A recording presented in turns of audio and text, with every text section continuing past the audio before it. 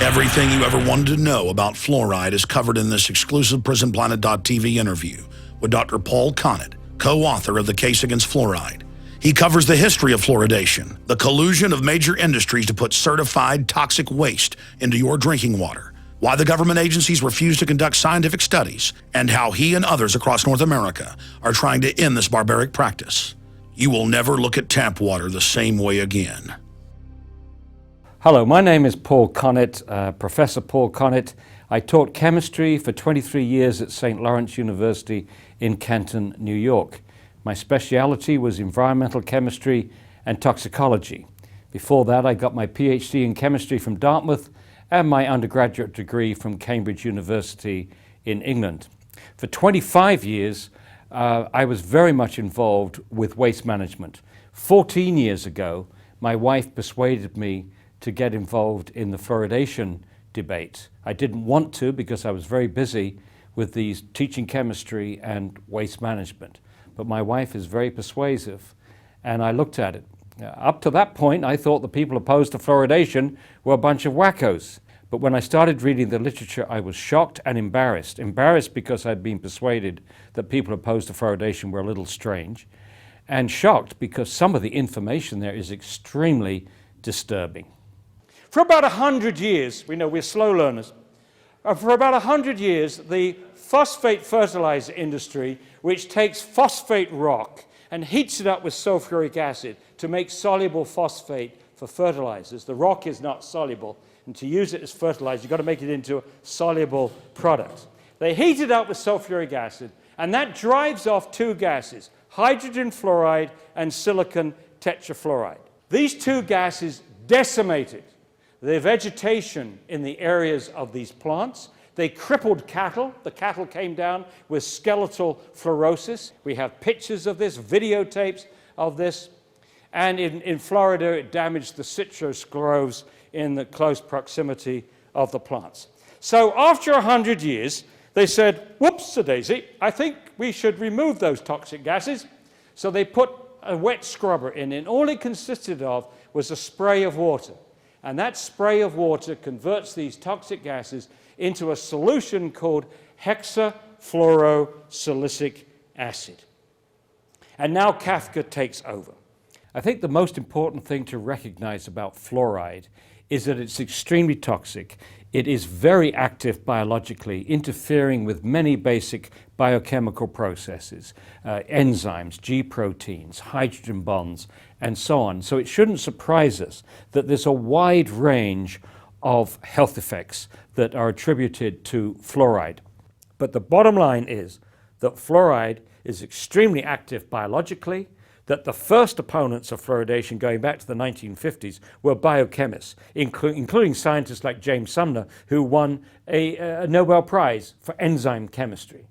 And incidentally, there is no doubt that fluoride damages health because millions of people in India, China, and parts of Africa have had their health ruined by fluoride. The people have been crippled by fluoride and many other health effects. The argument as far as fluoridation is concerned is there an adequate margin of safety between the doses which cause this known harm and incidentally documented in this report by the National Research Council published in 2006.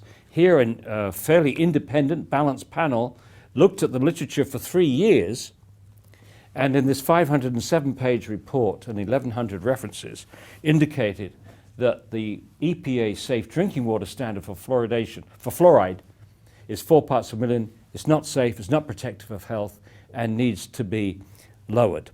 But before I get into the health effects, let me explain my first concern, which remains my top concern. The level of fluoride in mother's milk, mother's breast milk, baby's first meal, is extremely low.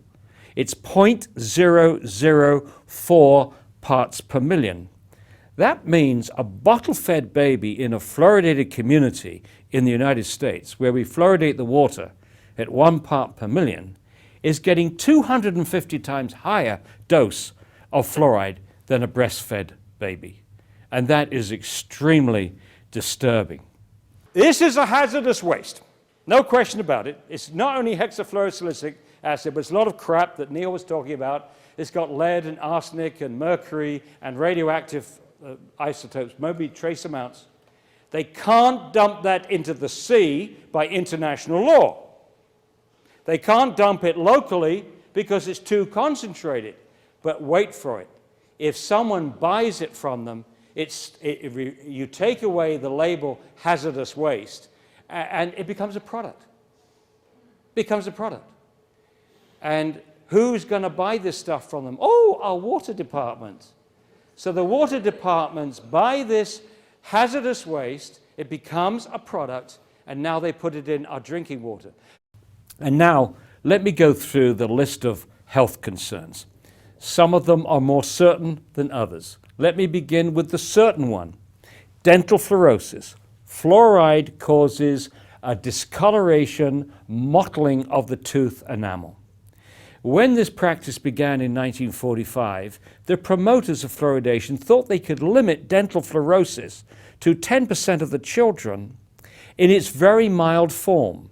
And the very mild form has little specks of white, opaque patches on the cusp of the teeth, up to 25%. And they thought that only dentists would notice this, and was an acceptable trade-off with what they thought would be a lowering of tooth decay. Well, in November of 2010, the Center of Disease Control told us that children aged 12 to 15 in the United States, 41% of them now have dental fluorosis. And not only the very mild, but the mild, which impacts up to 50% of the tooth surface, moderate, which impacts up to 100% of the tooth surface, and severe, where you not only have the whole surface impacted, but indentations, chipping of the teeth, and so on. And 3.6% of children aged 12 to 15 in the United States have either moderate or severe dental fluorosis. So that trade-off between lowering tooth decay and producing dental fluorosis, but holding it only to 10%, clearly was a failure. We have 4 times more dental fluorosis as intended and as desired. Our attitude is that when you see this dental fluorosis, it means the child has been overexposed to fluoride, and the question is, what other tissues have been affected? So let's start with the bone, because the teeth are a window into the bone. In fact, the teeth actually grow out of the jawbone, and by the time the permanent teeth have come out, the jawbone has been loaded up with fluoride. And so if you can see the damage to the growing tooth cells, what did the fluoride do to the growing bone cells during this 8, 9, 10 period? In fact, the first study that was published on this in 1955 indicated that the children in the fluoridated community, which was Newburgh, New York, had twice as much cortical bone defects as the children in the non-fluoridated community. Now, the cortical bone is the outside layer of the bone, and that's the layer, it's a lamellar structure, and that part of the bone is meant to protect against fractures. And so the concern then is whether we're increasing bone fractures in children. Well, we had to wait until 2001 before someone investigated this, and the researchers in Mexico found a linear correlation. As the severity of dental fluorosis went up, meaning the amount of fluoride the child had been exposed to before the permanent teeth had erupted. As that went up, so did bone fractures in the children.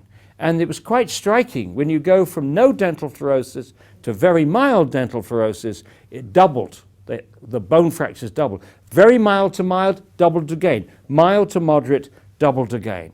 The next concern about bone is that the first symptoms of bone poisoning in an adult are just like arthritis, stiff joints, pains in the joints, pains in the bone. In the United States, we have 1 in 3 adults now with some form of arthritis. And if you ask a doctor what's causing it, they will say, well, we don't really know, but we think it's got something to do with aging. Well, what also parallels aging, of course, is the number of years you spent in a fluoridated community, 10 years, 20 years, 30 years, 40 years, 50 years, eventually 60, 70, and so on. The next concern is as the fluoride continues to build up in the bone, and I should say that up to 50% of all the fluoride that we take in each day accumulates in the bone. The fluoride is bioaccumulative. The bones get more brittle. And another major concern is increased hip fractures in adults. A studies done in China, as documented in this National Research Council report, and we further elaborated in our book, The Case Against Fluoride, indicates that levels as low as 3 milligrams per day, that's 3 liters of fluoridated water per day, may increase hip fractures in the elderly. Now, my major concern is not the bones, although I think that's significant. My major concern is the brain, because when the baby is born, the blood-brain barrier is not fully formed. We think the blood-brain barrier keeps fluoride out of the brain most of the time, but for the first half year of the baby's life, the fluoride can get into the brain. And this is not the time, in my view, and the view of many other scientists, that a baby should be exposed to fluoride at 250 times the level in mother's milk. There have now been over 100 animal studies which shows that fluoride damages the brain. There have also been 23 IQ studies, most of them from China, but one from India, one from Iran, and one from Mexico, which show an association between moderate exposure to fluoride and lowered IQ in children. And I actually visited the villages where one of these studies was done. It was a very good study. They controlled for lead, they controlled for iodine. Most of the villages were almost the 2 villages were almost identical, except for the fact that their well water was different. And the author of this study estimated that the IQ would be lowered at 1.9 parts per million. And that offers no adequate margin of safety for children drinking water at 1 parts per million when you consider the massive range of sensitivity to any toxic effect, and the fact that once you put fluoride in the water, you can't control the dose. Another concern, which many of us have had for many years, is fluoride's impact on the thyroid gland. For between the 30s and the 50s, doctors in Argentina, France, and Germany were giving patients with hyperthyroidism, overactive thyroid gland, sodium fluoride tablets to lower thyroid function. And the doses that they were using were between 2.5 and 4.5 milligrams per day, which is exceeded by many people drinking fluoridated water. For example, the Institute of Medicine actually advises people to drink 3 liters of water a day. So clearly then they would be in the range for lowered thyroid function.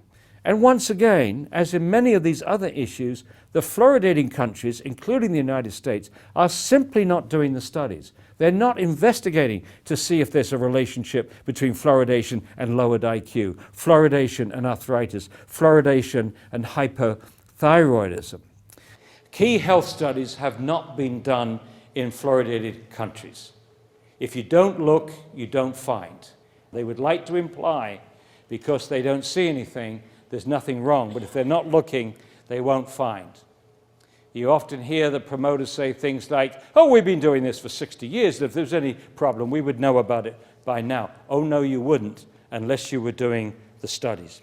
Another issue that came out in 1997 was a researcher in England found that fluoride accumulated in the human pineal gland. And the pineal gland is a little gland between the 2 parts of the brain, the 2 hemispheres of the brain. It's not protected by the blood-brain barrier.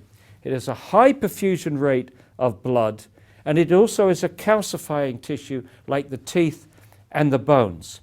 And so this researcher hypothesized that fluoride would be attracted to this tissue, this little gland, like a magnet. And sure enough, when she investigated, the average level of fluoride on these little calcium hydroxyapatite crystals was 9,000 parts per million, up to 21,000 parts per million, which means that this little gland has a higher concentration of fluoride than any other tissue in the body, including the bone. This researcher, Jennifer Luke, also did animal studies. And in the animal studies, she found that fluoride lowered the production of melatonin, the hormone that this little gland makes, and incidentally it only makes it at night, the hormone of darkness. This pineal gland reacts to light. Descartes called it the seat of the soul. Not only did it lower melatonin levels in these animals, but also shorten the time to puberty, which is absolutely consistent. Melatonin is thought to act like a biological clock, involved with timing of puberty, timing of aging, timing of jet lag and sleeping patterns and so on. Controls all kinds of things. And what they think happens that with the child, at birth, the melatonin levels are high, and with childhood, they gradually lower, and at a certain point, the lowered melatonin levels trigger the production of the sex hormones, leading to puberty. Ironically, that first study that was published, which I already referred to in the bones, also recorded that the young girls in the fluoridated community, Newburgh, were menstruating on average 5 months earlier than the young girls in the non-fluoridated community. Now, they didn't think that was significant at the time. Now, with Jennifer Luke's work, it is clearly takes on a new perspective. Kids now are reaching puberty 7, 8, 9. It has people very, very worried. But once again, the fluoridating countries have made absolutely no effort to reproduce Jennifer Luke's work. And it's not difficult. They could have done it easily. The Department of Health and Human Services has adopted to this, quote, sacred policy of fluoridation is to deny, critique the methodologies, but don't attempt to reproduce the studies. If you don't look, you don't find. And they're using the absence of study as if it was the same as the absence of harm, which is absolutely ridiculous, utterly irresponsible. So now they're giving every indication, particularly the Center of Disease Control that avidly promotes fluoridation around the United States, and around the world for that matter. The impression that they give is that it's more important now to protect this practice than to protect the health of the American people and our babies and our children. It's almost as if the teeth have become the most important tissue, the most important organ in the body, instead of our brains, instead of our thyroid glands, instead of our pineal glands, instead of our kidneys. Obviously, we would like to get fluoride out of Austin, which would have national and international significance if we could pull that off. And you've got a lot of good people working to that end. But it's not going to happen overnight. It may take 1 or 2 years to get that. In the interim, what we want, and what we asked the commissioners this morning and asked the council members a couple of days ago, was please insist that the water department puts a warning notice to parents that they should not use fluoridated tap water to make up baby formula. Then you have to ask the question, well, do the benefits outweigh the risks?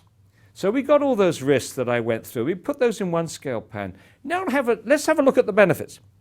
Well, first of all, you cannot find a difference in tooth decay today between fluoridated countries and non-fluoridated countries, between fluoridated states and non-fluoridated states, and a recent study in New York between fluoridated counties and non-fluoridated counties. And the largest survey ever conducted in the United States in 1986-1987 by pro-fluoridation researchers working for the National Institute of Dental Research, they looked at 39,000 children in 84 communities. And the biggest difference that they could find between children who had lived all their lives in a fluoridated community compared to children who lived all their lives in a non-fluoridated community was a saving of 0.6, 6/10 of one tooth surface. Not one tooth. There are between 4 and 5 surfaces to a tooth, depending on whether you're talking about the cutting teeth or the rest of the teeth. Between 4 and 5 surfaces to a tooth. Altogether, by the time all the teeth have come out in a child's mouth, there are 128 tooth surfaces. And we are saying that this huge experiment with the health of the American people is being justified on the basis of saving 0.6 of one tooth surface. And that is the largest study conducted in the United States on benefits. Fluoridation is one of the top 10 public health achievements of the 20th century. That statement is cited nearly every day somewhere in the world. And those people that are citing it don't realize that the paper on which it's based is junk science. It was written by a dentist that had never written anything on fluoridation before, and an economist. Those two people have persuaded the world that fluoridation is one of the top 10 public health achievements of the 20th century. What they should have told them, it's one of the greatest betrayals of the public's trust in the 20th century. The argument, which is the strongest argument, and has always been the strongest argument against fluoridation, and the one that Alex Jones knows so well, and that is that fluoridation is a violation of our informed consent to medicine. And if you don't know what that is, go to the webpage of the American Medical Association. They clearly explain what informed consent requires. It requires the doctor to tell the patient what the side effects might be, what the benefits are, and the patient is allowed to choose whether they take that medicine or not.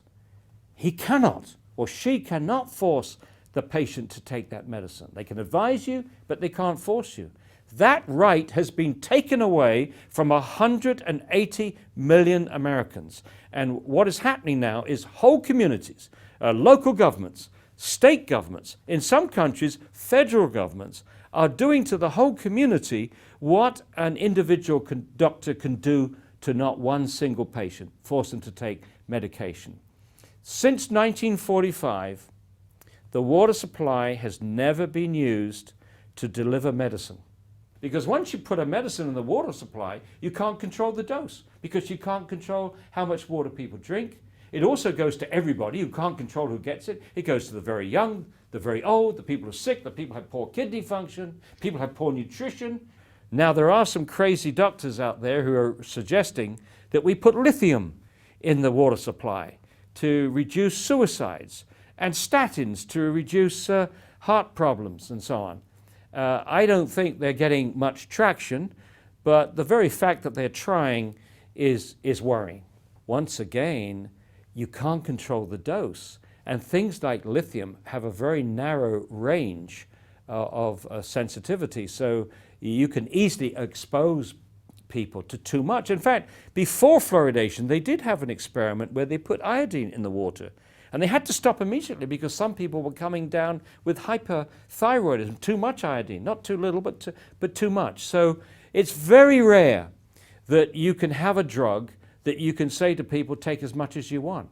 Go into your pharmacy and say, is there any drug that you don't have to control the dose? Is there any drug that you can give to anybody in the population, regardless of their health, nutritional status, or age? Is there any drug that you can give that has no individual supervision?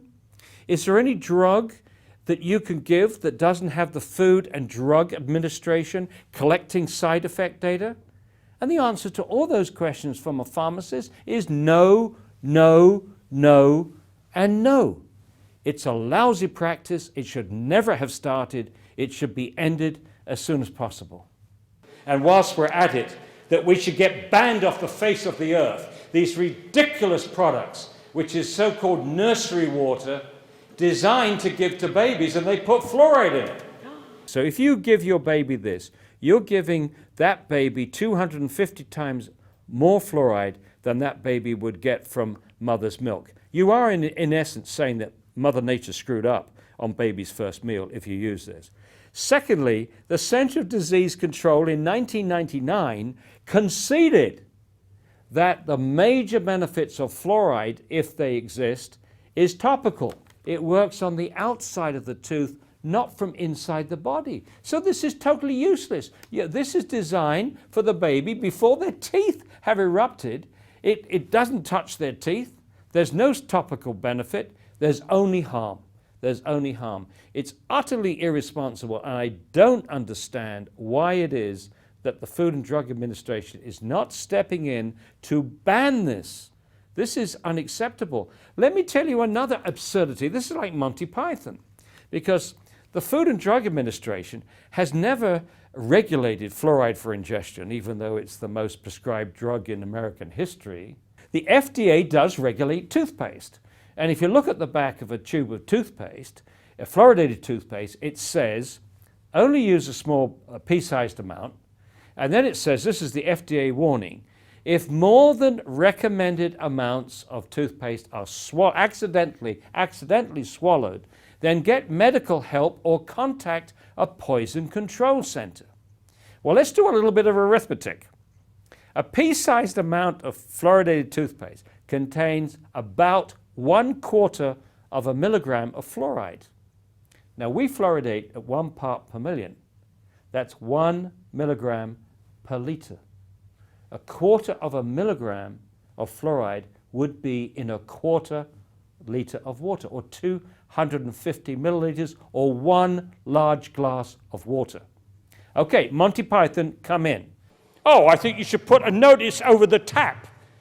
Don't swallow this water. And if you drink more than 1 glass of water, contact a poison center immediately. It is incredible. It's laughable.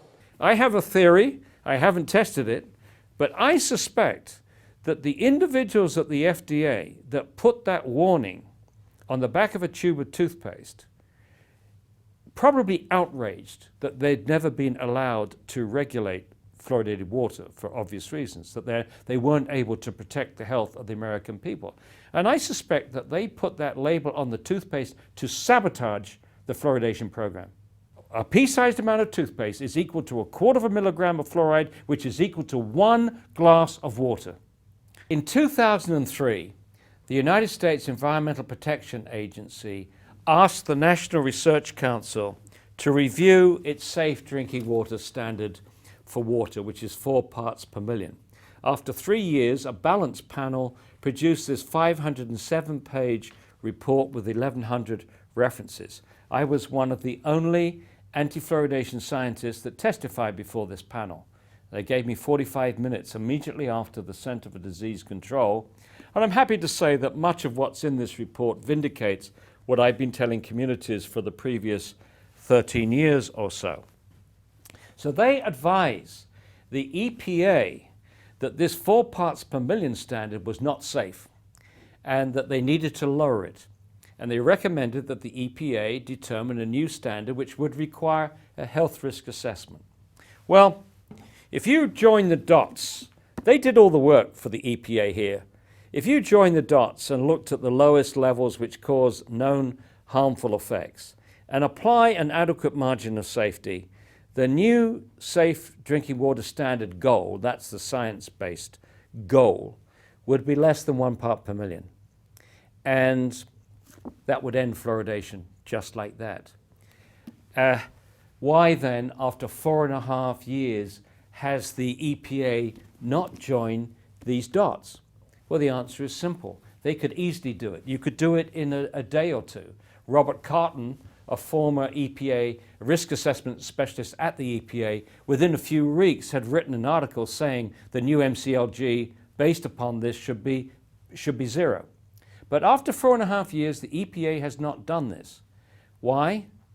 Because they know that if they come back with an MCLG less than 1 part per million, it will scuttle the fluoridation program.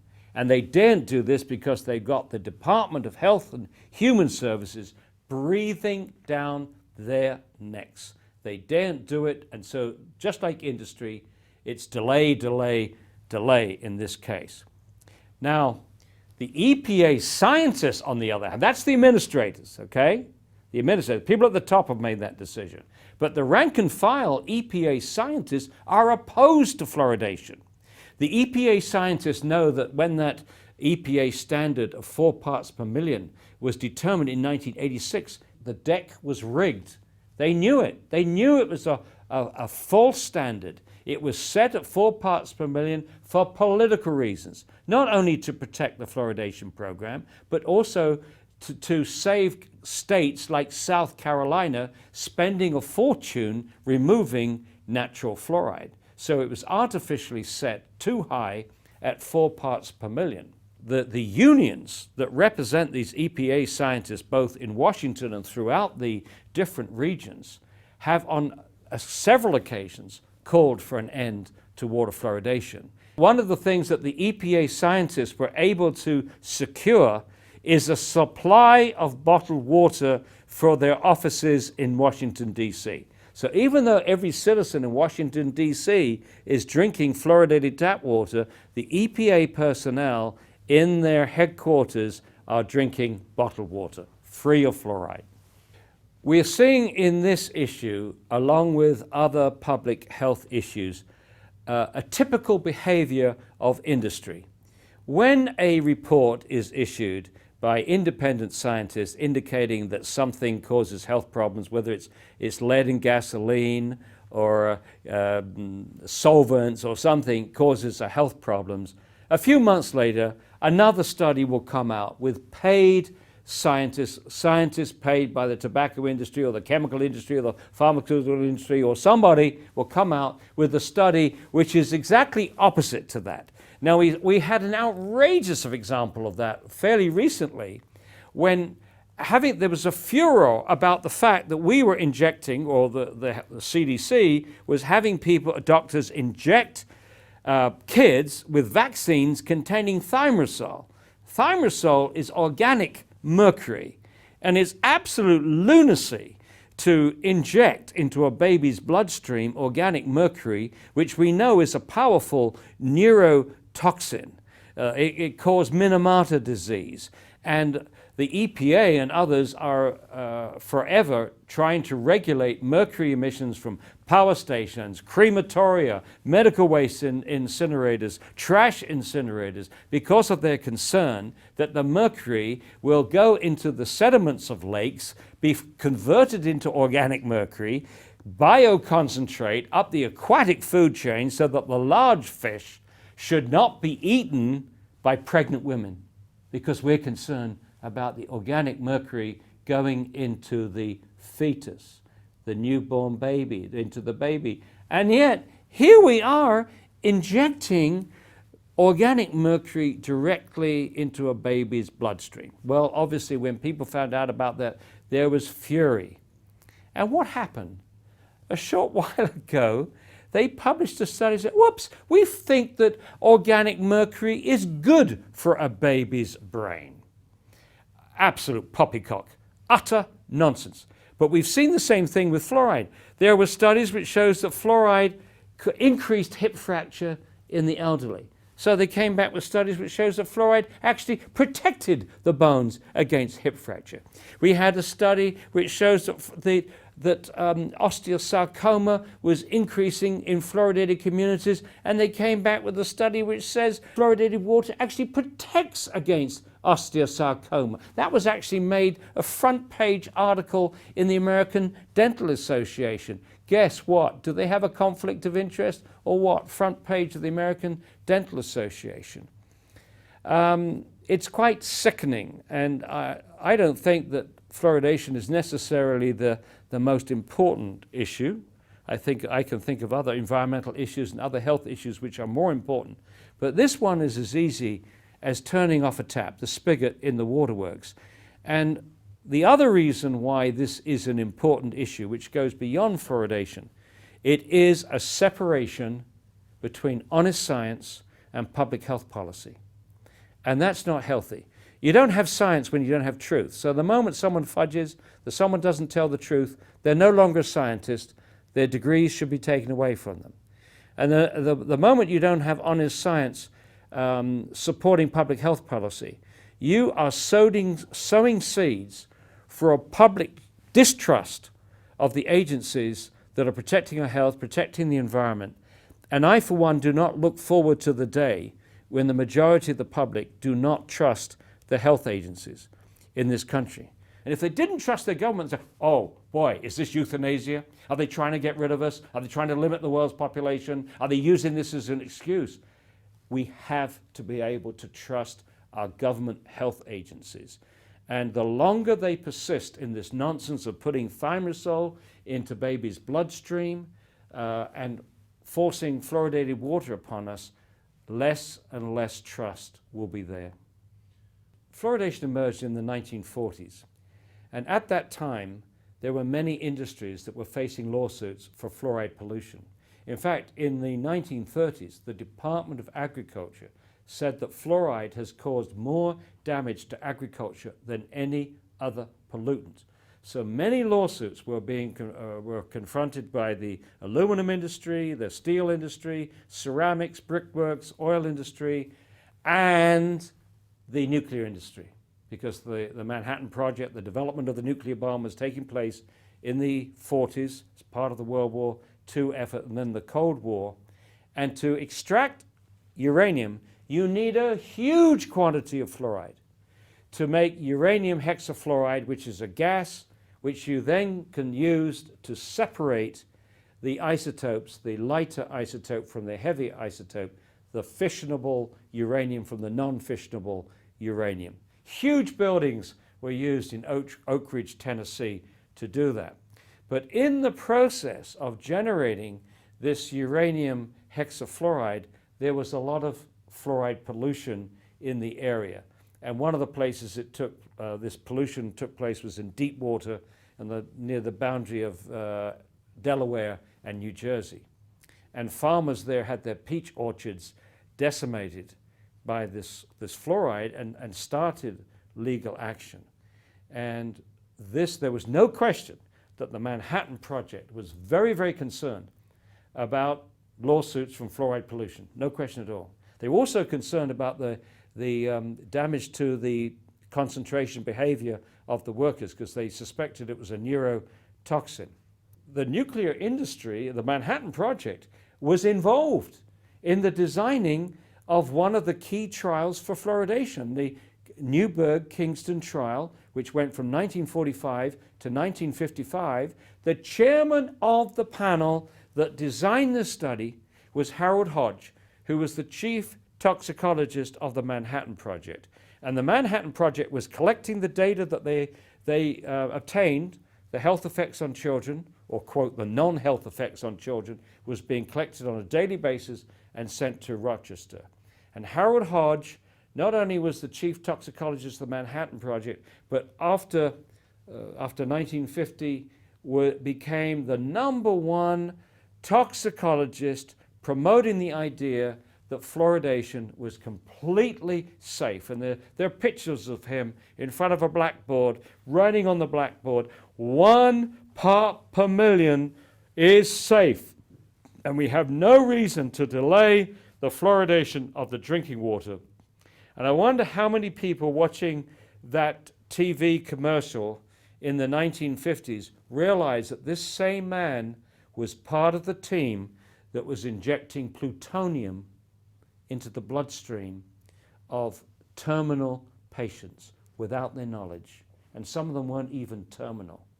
I mean, such dastardly behavior we associate with the Nazis. But this was done by the team, the Manhattan Project. So those people who think there are no conspiracies in the world, there is a documented conspiracy, a conspiracy to inject into the bloodstream of terminal patients plutonium for the purposes of scientific research. One of the veterinarians who pioneered the study of fluorosis in animals was Dr. Lennart Crook, professor of veterinary medicine at Cornell University. Sadly, he died this year. But before he died, he studied horses that were poisoned in Pagosa Springs, Colorado, the horses of Kathy and Wayne Justice. They have no children, so they poured love and affection on these horses you wouldn't believe. They won 52 awards, medals, ribbons, whatever they give for quarter horses. They won oodles of them.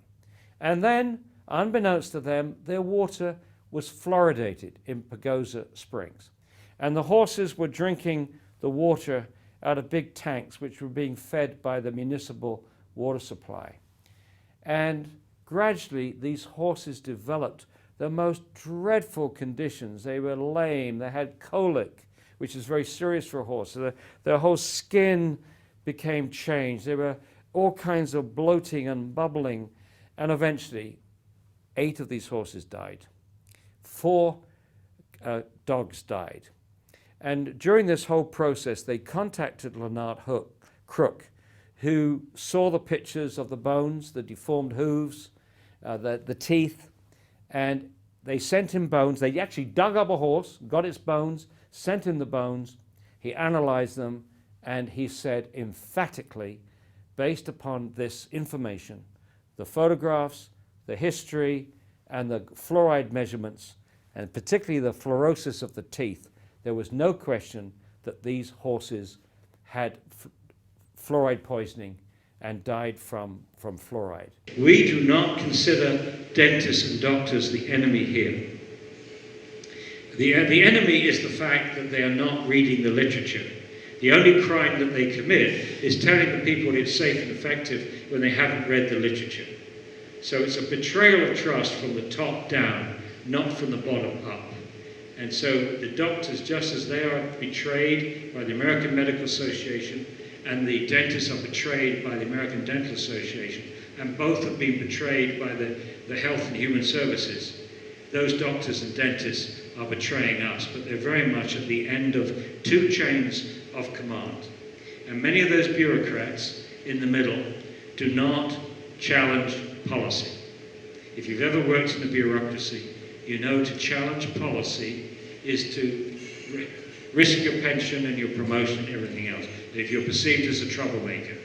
So once these decisions are made at the top, that decision, that policy filters out all across the country to the people that carry it out. Same with the American Water Works Association and all the water departments. The same with the American Dental Association. That feeds all its way down to all the local dental societies and dentists. So it's the people at the top that need the finger pointed at eventually. In the 70s, two scientists created a furor. Dr. Dean Burke, who was most famous in biochemistry for the famous Lineweaver-Burke plot, and Dr. John Yamayanis, a biochemist who worked for Chemical Abstracts. They got together and they looked at the cancer figures for 10 fluoridated cities and 10 non-fluoridated cities of a similar demography. And they found there was a higher cancer rates in the fluoridated cities. This generated a huge furor, and there are many attempts to discredit the studies and falsely accuse them of not controlling for age, sex, and so on. Now, what in the end it did was to trigger animal studies. The Congress, having listened to this furor, asked the National Toxicology Program to do animal studies. And eventually in 1990, those animal studies were published. And not only did those animal studies find an increase in bone cancer, osteosarcoma in the male rats, but also some other cancers, cancer of the liver and other tissues. And then when these went to government peer review, a lot of the cancer cases were taken out, ruled out. And this created considerable consternation from William Marcus, who was the chief toxicologist at the time of the Water Division. And he blew the whistle on this. He circulated memos. What are you doing here? You're downgrading these cancer studies. We've got the guy that discovered one of these cancers looking at the slide and saying, this is this rare cancer, and yet you've said it's not. And they sacked him. They fired him, William Marcus. They fired him. They had to reinstate him a couple of years later when it was shown that he was sacked under false pretenses. But shortly after they found this increase in osteosarcoma in the male rats, they found an increase osteosarcoma rates in the fluoridated communities in the United States compared to the non-fluoridated. And then another study in New Jersey that found the same thing. And then once again, we got the studies coming in which showed that fluoridation protected against osteosarcoma, and other studies that didn't find it. And the story kind of quietened down until 2001, where Elise Basson, a dentist, getting her doctorate at Harvard, did a very well-designed, robust study where she looked at osteosarcoma in young boys as a function of when they were exposed. And she found that when they were exposed to fluoridated water in their 6th, 7th, and 8th years, they had a 5 to 7-fold increased risk of developing osteosarcoma by the age of 20. Very important study. However, nobody heard about it.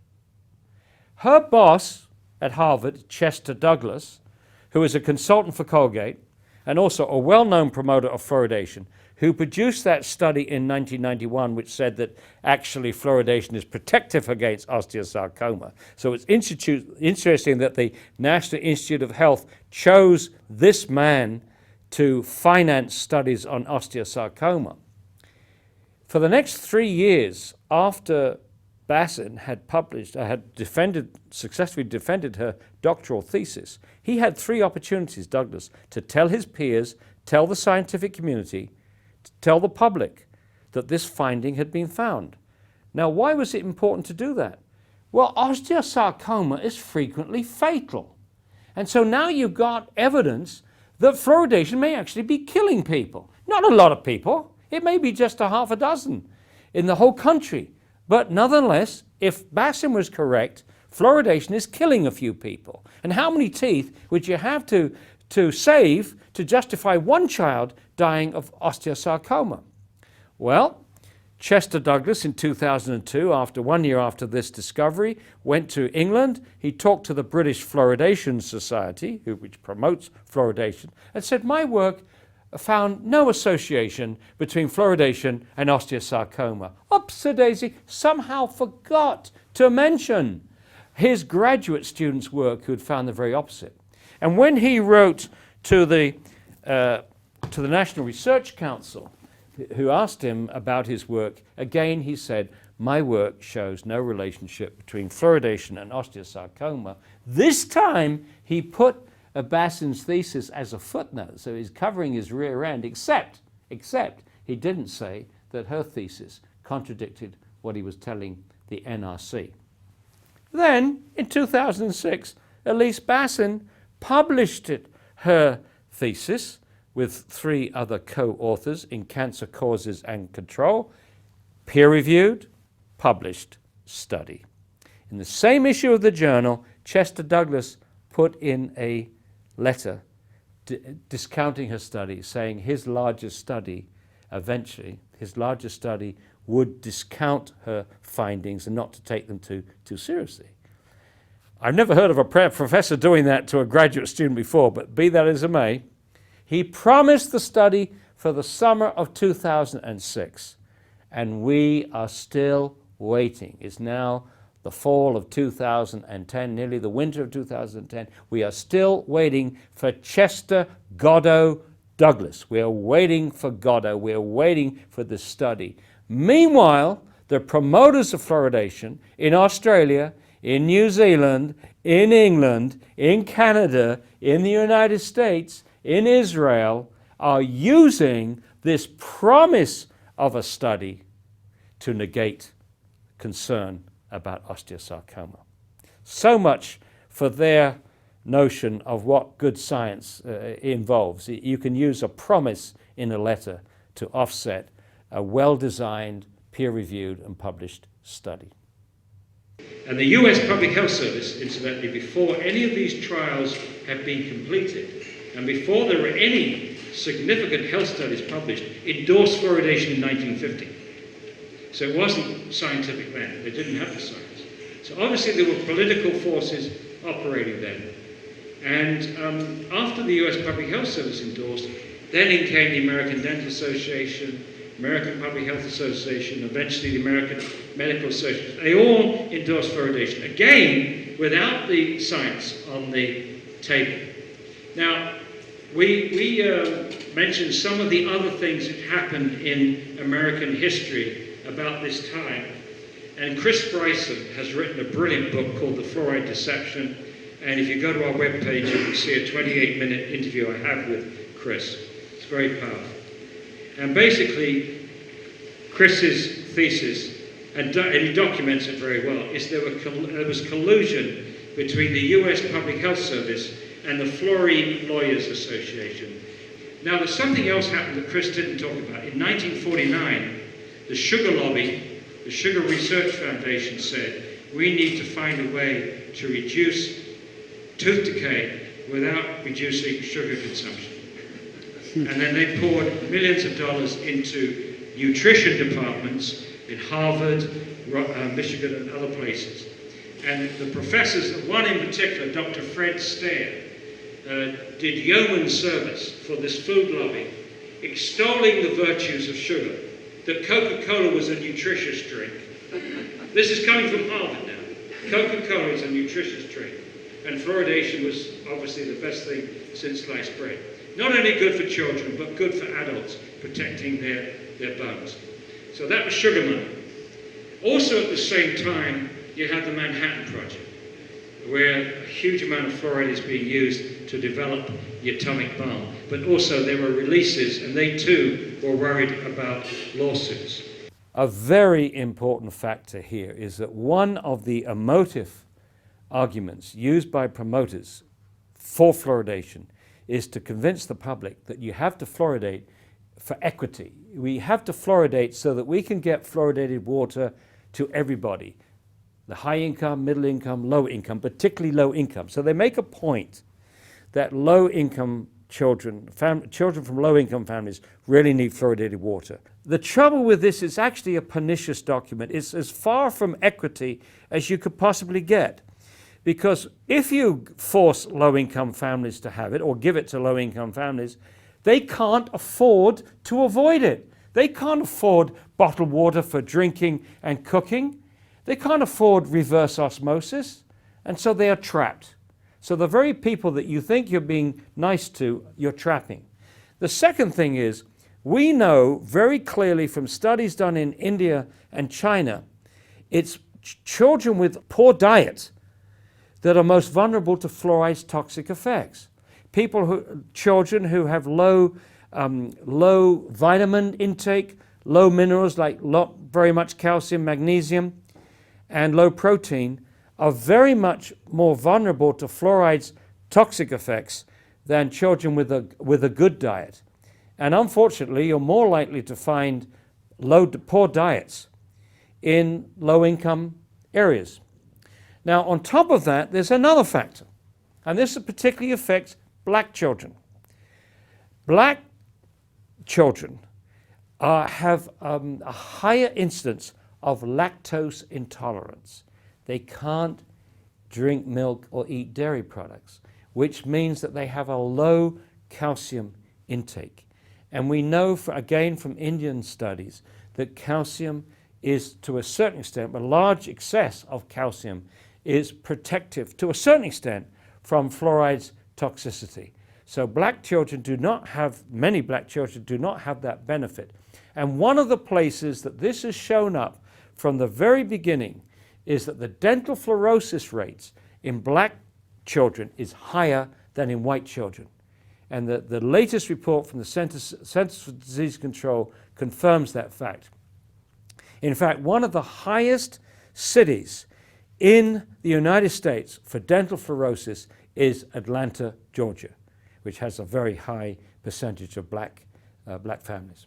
The Bryson thesis is that this whole business of fluoridation was a way of changing the image of the worst air pollutant in those days to this nice benign substance that was safe enough to put on your teeth and put in your children's water and so on.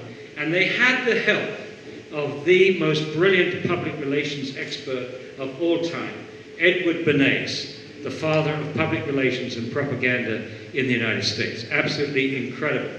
Engineering consent began with Edward Bernays. So there are some of the things that were operating. And now I want to throw you a little tidbit, and then I'll give it to Ray. A little tidbit. One of the research teams that found that fluoride caused dental fluorosis was H.V. Churchill. He was the chief chemist for Alcoa, who produced a massive load of fluoride pollution. Okay, so then they found out that fluoride in water caused dental fluorosis. He phoned privately dentists in some of the towns, in one in particular, Messina, which had Alcoa plants, and found out that children there had dental fluorosis, even though the fluoride in the water was extremely low. Now, I'm only throwing this out. This is pure speculation, pure speculation. There's nothing worse for industry than to have a telltale biomarker of one of its toxic pollutants. In lawsuits, it could be devastating. If you, the lawyer, can show that this family, the children have dental fluorosis, then you look around to see where the fluoride could come from, and if you're the only plant in the area that's producing fluoride pollution, you're in trouble. And you're in even deep trouble if someone could show something even worse than dental fluorosis, which I think they all suspected, by the way. Now, this is the speculation. And please, don't make too much of this. But it is nasty, but rational for Alcoa and other fluoride pollutants to want to fluoridate the water to give as many children dental fluorosis as they possibly could, so that nobody could identify their companies as the source of the pollution, as the source of dental fluorosis, and any other health events that was to occur in the future. That is total speculation. But I ask you to entertain the possibility. There's so many things wrong with fluoridation. First, it's unethical. You're forcing it on people that don't want it. That violates their informed consent. It's a lousy medical practice. You can't control the dose. You can't control who gets it and so on. Thirdly, the evidence that it works is very, very weak indeed. Most countries don't do it. Their tooth decay is just as good, if not better, than ours. There are many risks involved. The chemicals that they're using are not pharmaceutical grade. They're a hazardous waste material which hasn't been subjected to thorough toxicological testing. And what's more, it contains all kinds of contaminants from the same phosphate rock that they treat to get this material. It contains lead, it contains arsenic, it contains other toxic metals. It may even contain radioactive isotopes because they mine the same phosphate rock for uranium. If we just focus on one contaminant, arsenic, this means that we are knowingly adding a known carcinogen to the water supply. That's a no-no. The MCLG for arsenic is 0. The safe level for arsenic is 0. So we shouldn't be adding any arsenic to the water supply, but that inevitably happens if you're using a hazardous waste product. In the immediate term, we need to stop this nonsense of marketing fluoridated water, nursery water for babies, when it cannot do them any good at all, and it can only do them harm. Secondly, we need to get a warning to parents in their water bills not to use fluoridated tap water to make up formula, possibly also through the WIC program, because people living in apartments may not get a water bill. It may go to the landlord. So we need to get it to the health clinics and the WIC program. And finally, we need to demand a scientific response to our scientific arguments, and let's give them a year. If there is not been a scientific response, a thorough scientific response to this book within a year, that must be the signal for an overall demand from everybody. Not just us, but everybody should be demanding an end to this most foolish of practices, which to me is the biggest betrayal of the public trust of anything that we did in the 20th century. It's an anomaly that it continues into the 21st century. Visit Infowars.com and PrisonPlanet.com. When you're on the site, you can also tune in 24 hours a day to my daily radio broadcast. There's also a free iPhone app to listen to the syndicated radio show when and where you want.